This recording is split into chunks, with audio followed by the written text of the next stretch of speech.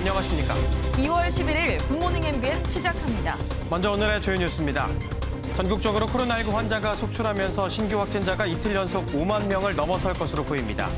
재택치료자가 17만 명을 넘어선 가운데 새 재택치료가 시작된 첫날부터 동네 병원과 약국 등에선 혼란이 빚어졌습니다. 문재인 대통령이 집권 시 현 정권 적폐 수사를 공언한 윤석열 국민의힘 대선 후보에 대해 강한 불쾌감을 나타내며 사과를 요구했습니다. 윤 후보는 법에 따라 처리해야 한다는 뜻이었다며 자신의 사전에 정치 보복은 없다고 맞섰습니다. 대선 후보 2차 TV 토론이 오늘 오후 8시부터 약 2시간 동안 MBN 스튜디오에서 진행됩니다.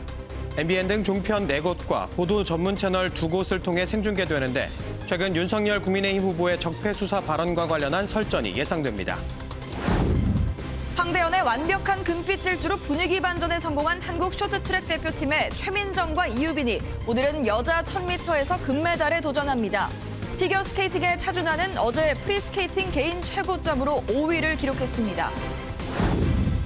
오늘은 서울 아침 기온이 영하 2도로 출발해 낮에는 8도까지 오르는 등 포근한 날씨가 이어지겠습니다. 하지만 밤사이 중국발 스모그가 유입되면서 초미세먼지 농도가 치솟아 수도권 전역에는 미세먼지 예비 저감 조치가 발령됐습니다. 오미크론 변이 확산의 여파로 코로나19 신규 확진자가 어제에 이어 오늘도 5만 명을 넘어설 것으로 보입니다.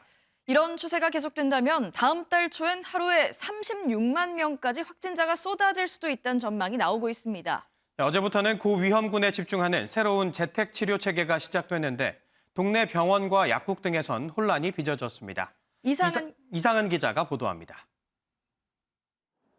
오미크론 변이 확산으로 인한 코로나 확진자가 급증하면서 어제 오후 9시까지 코로나 신규 확진자는 모두 49,721명을 기록했습니다. 전날보다 1,284명 증가한 동시간대 역대 최다 기록입니다.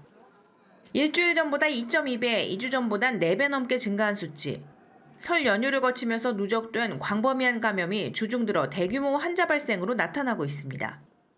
위중증 환자의 경우 지난 4일 257명까지 감소했지만 이번 주 들어 증가 추세로 돌아서면서 우려의 목소리가 커지고 있습니다.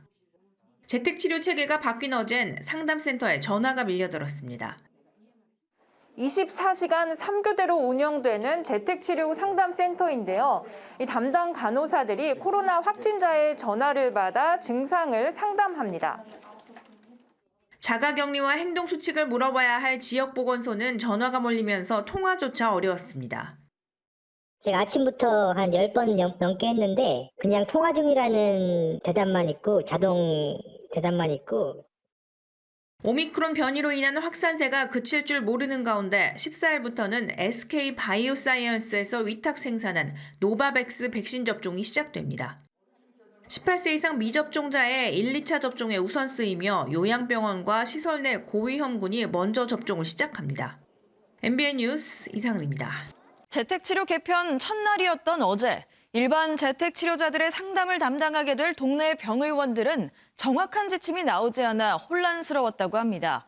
의사 전화 상담도 하루 1회만 무료인지 2회까지 무료인지도 혼선을 빚었는데요. 약국에선 일반 재택치료 시 필요한 산소 포화도 측정기와 자가진단 키트를 미리 구매하려는 이들이 몰려 품귀 현상도 나타났습니다. 조동욱 기자입니다. 60세 이상이나 먹는 치료제 처방 대상자가 아니라면 증상이 있을 시 스스로 동네 병의원을 통해 비대면 진료를 받아야 합니다. 그런데 보건복지부가 지정한 공식 의료기관에선 아직 관련한 지침이나 가이드라인을 받지 못한 상태였습니다. 공식적으로 이렇게 받은 건 없는 상태입니다. 아직까지는 공식 문서로 만들어지지는 않은 것 같아요. 아직 내려온 건 그럼 없는 상황인 거죠? 네, 아직은 못 받았습니다. 비대면 진료를 담당할 동네 병의원들도 하루 종일 어수선했습니다. 정부가 11세 이하는 하루 2회까지 무료 상담이지만 성인의 경우 두 번째 상담부터 전액 환자 부담이라고 밝혔다가 뒤늦게 환자에게 부담시킬 수 없다고 정정했기 때문입니다. 대면 진료를 병행해야 하는 의사 입장에선 따로 시간을 내 진료비를 청구할 수 없는 두 번째 전화 상담을 하는 게 부담스럽습니다. 100명의 적정 인력을 보기로 했는데 적대 있는 환자분들을 봐야 되는 그런 거에서는 굉장히 좀 힘들겠죠. 약국도 혼란스러웠습니다. 일반 재택치료자에게는 재택치료 키트가 보급되지 않기 때문에 체온기와 산소 포화도 측정기, 자가검사 키트 등을 구매하려는 사람들의 발길이 이어졌습니다. 자가진단 키트 원래 오늘 오전에 들어왔어야 되는데 안 들어왔는데 수량이 없나 봐. 특이요. 이에 따라 정부는 자가검사 키트의 온라인 판매를 금지하고 20개 또는 25개 한 상자로 포장된 대용량 제품을 약국 내에서 소분 판매하는 방안도 허용할 방침입니다. 문 열자마자 거의 동나는 거죠. 수량이 없으니까. 저희가 지금 업무가 마비될 정도예요. 원활하게 공급이 안 되고 있어요. 한편 정부는 방역 패스에 대한 자영업자들의 반발이 계속됨에 따라 다음 주 거리두기 조정 때 유지 여부를 다시 논의할 예정입니다. MBN 뉴스 조동욱입니다. 정부가 오는 21일부터 코로나19 감염에 취약한 어린이집과 노인복지시설 등을 대상으로 자가검사 키트를 무료로 배포합니다. 자가검사 키트는 어린이집 원생과 종사자, 요양시설 입소자 등 약 216만 명에게 주당 1, 2회분이 배포될 예정인데 유치원과 초등학교 배포는 시도교육감과의 협의를 거쳐 추후 결정됩니다. 정부는 자가검사 키트의 가격 교란 행위 등을 방지하기 위해 이달 13일부터 온라인 판매를 금지하고 오프라인은 약국과 편의점 등으로 판매처를 한정할 계획입니다. 이재명 더불어민주당 대선 후보가 자신을 지지하기로 한 한국노총을 찾아가 친노동이 친기업이라며 노동계의 지지를 재차 호소했습니다. 부인 김혜경 씨의 사과가 구체적이지 않았다는 지적에는 제 부족함과 불찰이라고 밝혔습니다. 김문영 기자가 전합니다. 이재명 더불어민주당 대선 후보가 자신에게 힘을 보태기로 한 한국노총을 찾아가 당선되면 정책 과제를 협의하겠다고 약속했습니다. 이 자리에서 이 후보는 경기도지사 시절 자신이 친기업 광역단체장 1위로 꼽혔다는 조사를 언급하며 반기업 프레임과 거리를 뒀고 얼마든지 흑백 말고 회색도 있는 것이고 빨간색도 있는 것이고 파란색도 있는 것입니다. 친노동이 친경제고 친기업입니다. 대의원 투표로 이 후보에 대해 지지를 결의한 140만 명 조합원의 한국노총과 노동자의 경영 참가와 최저임금 현실화 등 12대 정책 과제의 이행을 골자로 하는 협약을 체결했습니다. 다만 한국노총과 달리 민주노총은 사업계획에서 여야를 막론하고 최악의 대선이라며 양당 후보와 무관하게 투쟁해 나가겠다고 밝혔습니다. 이런 가운데 이 후보는 과잉의전 논란으로 부인 김혜경 씨가 했던 사과가 부족했다는 제보자의 지적에 재차 사과했습니다. 김혜경 씨가 사과를 했습니다. 그런데 제보자가 구체성이 부족하다 이런 입장을 내기로 했는데요. 공직자로서 남편으로서 제 부족함과 불찰이라고 말씀드리겠습니다. 당사자의 그 상처에 대해서는 위로 말씀드립니다. 이 후보는 오후에도 대한약사회를 포함한 공중위생단체 협의회와 정책협약식을 갖고 윤 후보를 겨냥해 무능하고 무지한 건 죄악이자 재앙이라 비판하며 더 큰 지지를 호소했습니다. MBN 뉴스 김문영입니다. 더불어민주당 이재명, 국민의힘 윤석열, 정의당 심상정, 국민의당 안철수 대선 후보가 오늘 두 번째 TV토론에 나섭니다. 한국기자협회가 주최하고 MBN 등 6개 방송사가 주관하는 이번 토론은 오늘 저녁 8시부터 약 2시간 동안 서울 MBN 스튜디오에서 열립니다. 토론 주제는 2030 청년정책, 코로나19 방역평가와 피해 대책으로 자유토론과 언론 공통질문 등 후보 간 검증을 위한 시간도 마련됐는데 윤석열 후보의 적폐 수사 발언을 둘러싸고 공방이 예상됩니다. 이번 TV토론회는 MBN 등 공동 주관사에서 동시 생중계되고 노동일 경희대 법학전문대학원 교수가 진행을 맡습니다. 국민의힘이 환매 중단으로 투자자들에게 피해를 준 디스커버리 펀드에 장하성 주중대사와 김상조 전 정책실장이 특혜를 받으며 투자했다는 의혹과 관련해 강제 수사를 촉구했습니다. 더불어민주당은 윤석열 후보의 부인 김건희 씨가 도이치모터스 주가 조작 당시 권우수 회장 등 특수관계인을 빼면 최대 주주였을 가능성이 있다고 주장하며 목소리를 높였습니다. 노태현 기자입니다. 지난 2019년 환매 중단 사태가 빚어지며 2,500억 원대 투자금 피해가 발생한 디스커버리 펀드. 장하성 주중대사의 친동생이 운영한 이 펀드에 장 대사와 김상조 전 청와대 정책실장이 각각 60억 원과 4억 원가량을 투자했던 사실이 확인됐는데 국민의힘은 환매가 불가능했던 일반 투자자와 달리 장 대사는 환매가 가능한 형태로 가입해 특혜를 받은 게 아니냐고 지적했습니다.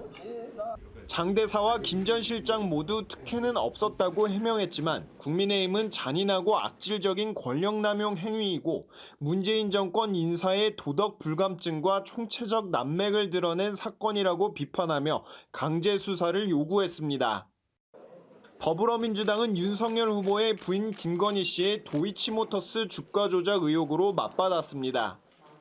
김 씨가 주가 조작 당시 전체 유통 주식의 7.5%를 보유해 권오수 도이치모터스 회장과 특수관계인 외 최대 주주였을 가능성이 있다고 주장했습니다.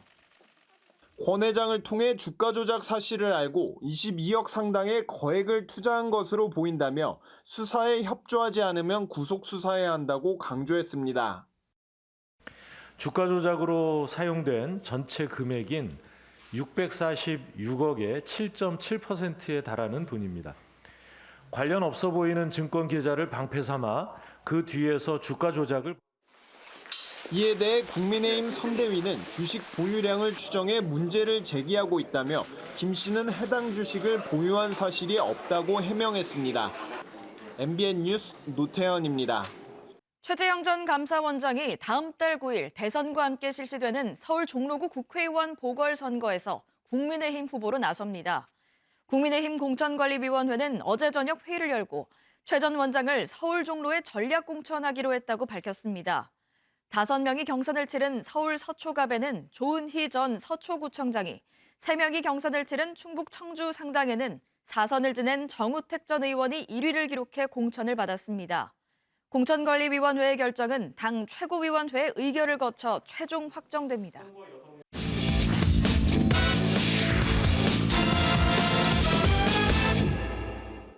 4년 전 영미 신드롬을 일으켰던 컬링 국가대표 팀킴이 어제 캐나다와 첫 경기를 갖고 금빛 빗자루질을 시작했습니다. 어제 경기에서 팀킴이 쌀쌀한 빙판에서도 반팔을 입은 모습을 보셨을 텐데요. 그 이유를 최형규 기자가 알려드립니다. 표면에 있는 작은 얼음알갱이 페블과 싸워야 하는 빙판의 체스 컬링. 페블을 빗자루질 스위핑으로 녹이면서 스톤을 표적에 더 가까이 보내는 팀이 이기기 때문에 스톤을 날리는 샷과 함께 스톤의 방향과 속도를 조절하는 스위핑이 중요합니다. 경기장 길이는 45m. 여기서 절반인 20m 정도를 스위핑한다고 하면 팀킴 선수들이 한 경기에 스위핑해야 하는 거리는 1.6km. 서울 가양대교와 맞먹습니다. 경기당 적게는 1000번, 많게는 5000번 넘게 스위핑을 해야 하기 때문에 스위퍼들은 엄청난 체력을 소모합니다. 표면은 영하 4도, 실내는 10도 안팎 낀 경기장에서 선수들이 반팔을 입는 이유입니다. 한 경기에 걸리는 시간은 보통 2-3시간. 그동안 체력을 많이 쓰는 만큼 후반까지 집중력을 유지하는 게 승부의 관건이 될 전망입니다. 경기를 진행하면 진행할수록 기본적인 것들이 무너질 수도 있기 때문에 지금은 기본적인 것들 중심으로. 첫 경기에서 캐나다에게 12대7로 아쉬운 패배를 당한 팀킴은 오늘 오후 3시 5분 영국을 상대로 분위기 반전에 나섭니다. MBN 뉴스 최영규입니다. 자신의 가족을 살해했다고 스스로 신고한 남성이 경찰에 붙잡혔습니다. 피해자들은 모두 현장에서 숨진 채 발견됐는데 경찰이 정확한 사건 경위를 파악하고 있습니다. 강재묵 기자의 보도입니다. 어제 오전 6시 50분쯤 서울 양천구의 한 아파트에서 가족을 살해한 30대 남성 A씨가 경찰에 붙잡혔습니다. 피해자는 남성의 부모와 형 3명으로 현장에 쓰러진 채 발견됐습니다. 신고를 받은 경찰이 도착했을 때 피해자들은 이미 모두 사망한 상태였습니다. 이거 뭐 큰 사고 났구나. 그러고 피는 얼굴 전체에 묻어나요. A씨는 범행 직후 119에 신고를 해 자신이 가족을 죽였다고 직접 설명한 것으로 파악됐습니다. 현장에서는 범행에 쓰인 것으로 추정되는 흉기가 발견됐고 A씨는 출동한 경찰에 의해 자택 안에서 긴급 체포됐습니다. A씨는 범행 과정에서 손을 다쳐 병원에서 치료를 받다가 코로나19 PCR 검사를 받은 것으로 알려졌습니다. 정확한 살해 경위를 조사 중인 경찰은 A씨에게 곧 구속영장을 신청할 방침입니다. MBN 뉴스 강재묵입니다. 어젯밤 경기도 포천의 한 야산과 충북 충주의 폐기물 수거장에서 불이 나 지금까지 진화 작업이 진행 중입니다. 중부 내륙고속도로에서는 차량 11대가 충돌해 운전자 1명이 숨졌습니다. 밤사이 사건 사고 소식 유승호 기자가 보도합니다. 소방관들이 급히 흙으로 불을 덮어보지만 불길을 잡기엔 역부족입니다. 어제 오후 7시 40분쯤 경기도 포천의 한 야산에서 난 불은 밤샘 진화 작업에도 불길이 잡히지 않아 소방당국은 날이 밝는 대로 헬기를 투입할 예정입니다. 대원들도 지친 상태에서 지금 야밤이라 너무 위험해요. 산이 되게 가파라요. 어제 오후 5시쯤 충북 충주의 한 폐기물 집화장에서 불이 났습니다. 화재 당시 직원들은 모두 대피했지만 800톤 넘게 쌓인 대형 폐기물이 쌓여 있어 아직 진화 작업이 이어지고 있습니다. 어제 오후 7시쯤 충남 보령에선 택시비 문제로 기사와 시비를 벌이던 50대 승객이 마을 정자에 불을 지르는 소동을 벌였습니다. 소방당국이 출동해 불은 50여 분 만에 꺼졌지만 50대 남성은 숨졌습니다. 네, 택시비가 좀 실랑이를 했다고 하더라고요. 경찰서를 가자고 하니까 갑자기 이제 불 붙이더래요. 어제 오후 7시쯤엔 중부 내륙고속도로 남성주 IC 인근에서 차량 11대가 충돌해 50대 남성 1명이 숨지고 3명이 다쳤습니다. MBN 뉴스 유승호입니다. CJ 대한통운의 사회적 합의 이행을 요구하며 파업을 벌이고 있는 택배노조가 CJ 대한통운 본사를 기습 점거했습니다. 사측은 강력한 법적 대응을 예고했습니다. 민경영 기자입니다. 노조조합원 수십 명이 갑자기 문으로 달려들고 이를 제지하는 직원들과 몸싸움을 벌이다 결국 유리문을 부수고 진입합니다. 민주노총 산하 택배노조 조합원 200여 명이 어제 오전 11시 반쯤 CJ 대한통운 본사를 기습 점거하고 농성에 돌입했습니다. 조합원들은 1층 로비와 사무실 일부를 점거했습니다. 택배요금 인상분 분배 등 사회적 합의 이행을 요구하며 한 달 반째 파업을 이어가고 있는 택배노조는 CJ 대한통운 측이 대화에 나서야 한다고 촉구했습니다. 대화 좀 하자! 45일 동안 거리에서 외쳤습니다. 얼굴 좀 모자른 게 감히 노동조합이 해서는 안 돼. 이리란 말입니까? 지난달 말 국토교통부가 택배사들의 사회적 합의 이행이 양호하다고 밝힌 뒤 파업 동력이 떨어진 노조가 강수를 뒀다는 분석입니다. CJ 대한통운은 몇몇 직원이 부상을 당해 응급실에 실려가고 각종 기물이 파손되는 등 집단 폭력이 발생했다며 즉각 퇴거할 것을 요구했습니다. 또한 관련자 모두에게 강력한 법적 책임을 묻겠다고 덧붙였습니다. 하지만 노조는 규탄 대회와 기자회견을 연이어 열겠다고 밝힌 상황이어서 농성 역시 장기화될 전망입니다. MBN 뉴스 민경영입니다.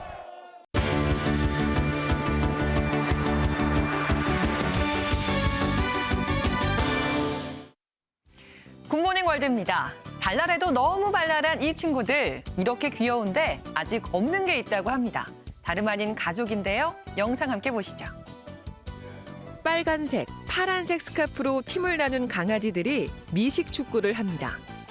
그런데 이게 경기를 하는 건지 그냥 장난을 치는 건지 노느라 여념이 없네요. 이 녀석은 옐로 카드를 받는데요. 매년 슈퍼볼 기간에 맞춰 열리는 이 개밥 그릇 경기.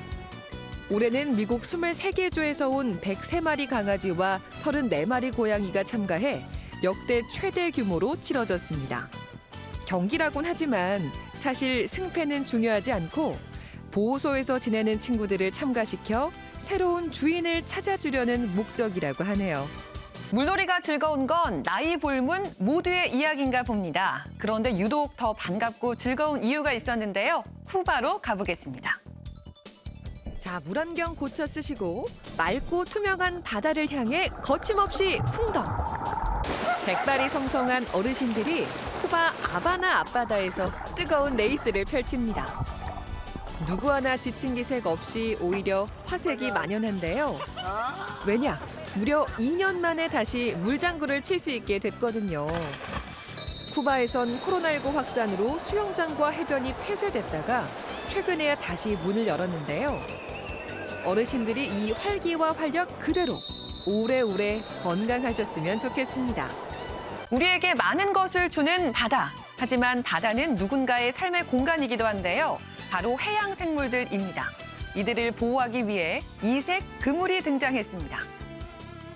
어부들이 초록색 빛을 깜빡이는 LED 등을 그물에 달아 물속에 던져 넣습니다. 의도치 않게 걸려드는 거북이나 상어, 가오리 같은 생물을 보호하기 위해서인데요. 그 양이 전 세계 어획량의 무려 40%, 3,800만 톤에 달한다고요. 어부들 입장에서도 목표 어종이 아닌 생물을 떼어내는 데 시간도 많이 들고 해양 생태계 파괴 주범으로 지목돼 난감했다는데요. 그렇게 등장한 이 방법. 생선은 그대로 잡히지만 다른 해양 생물은 그물을 피해갈 수 있다는데 왜 초록빛이 이런 효과를 내는진 연구 과제라네요. 지금까지 굿모닝 월드였습니다. 요즘 가공식품이며 외식까지 가격이 줄줄이 들썩이고 있죠. 업체들은 원재료 가격과 국제 물류비 상승을 이유로 들고 있는데 정부가 이 과정에 혹시 담합이 있었는지 살펴보기로 했습니다. 안병욱 기자입니다. 서울역에 있는 한 프랜차이즈 햄버거 가게.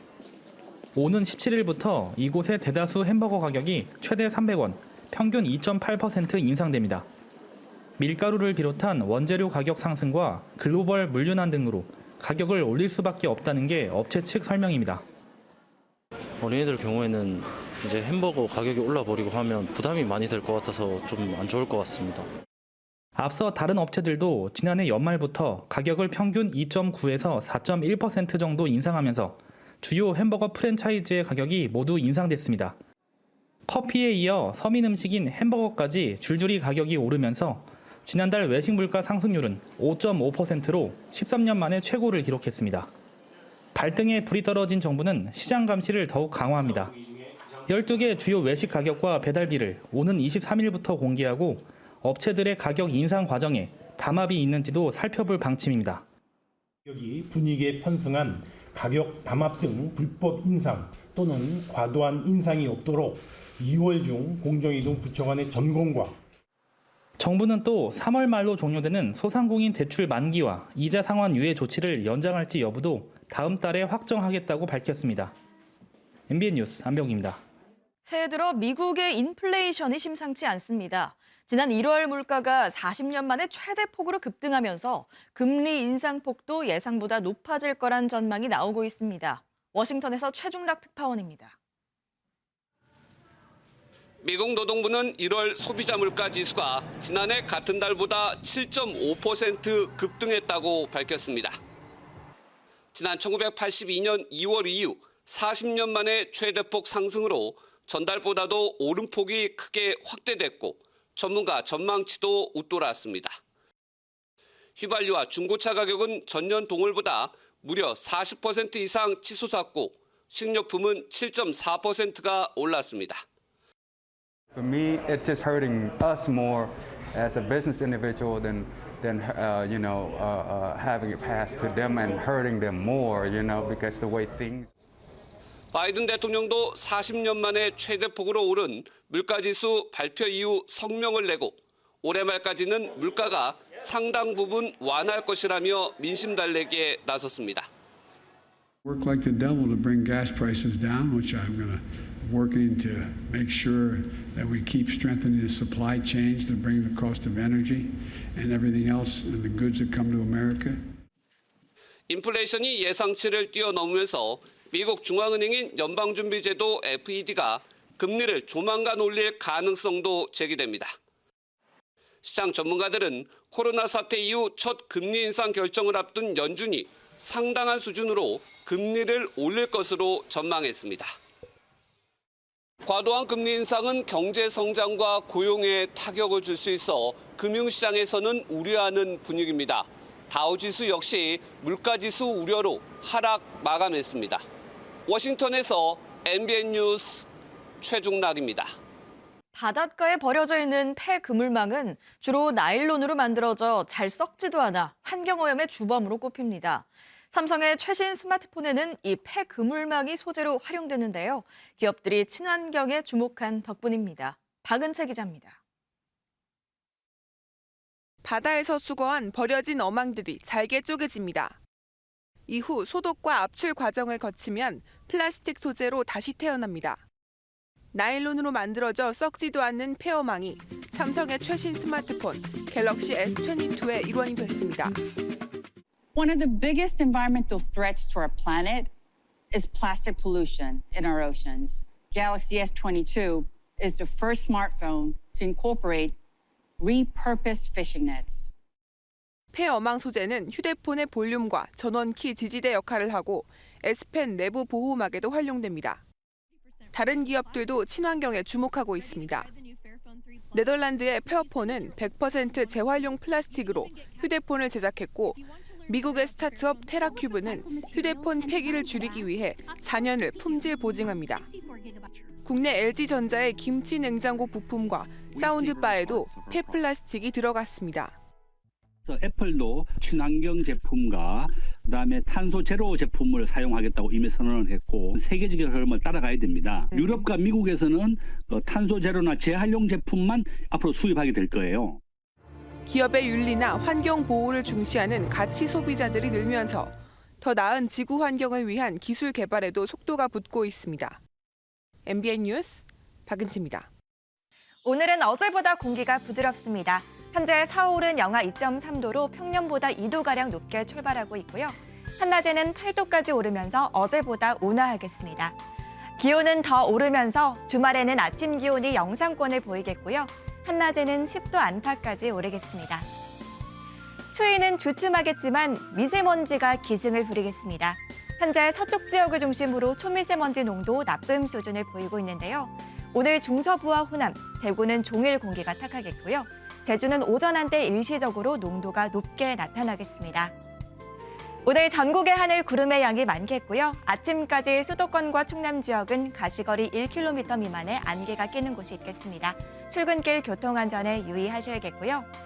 서울과 동쪽 지역을 중심으로는 건조특보가 이어지는 만큼 계속해서 불조심하셔야겠습니다.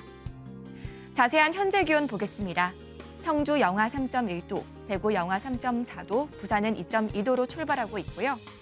한낮 기온은 대전 11도, 광주 13도, 대구와 부산은 12도까지 오르겠습니다. 휴일에는 영동과 남부지방에 비나 눈이 내리겠는데요. 특히 강원 산지에는 많은 눈이 내려 쌓일 가능성이 있어 대비 잘 해주셔야겠습니다. 날씨였습니다.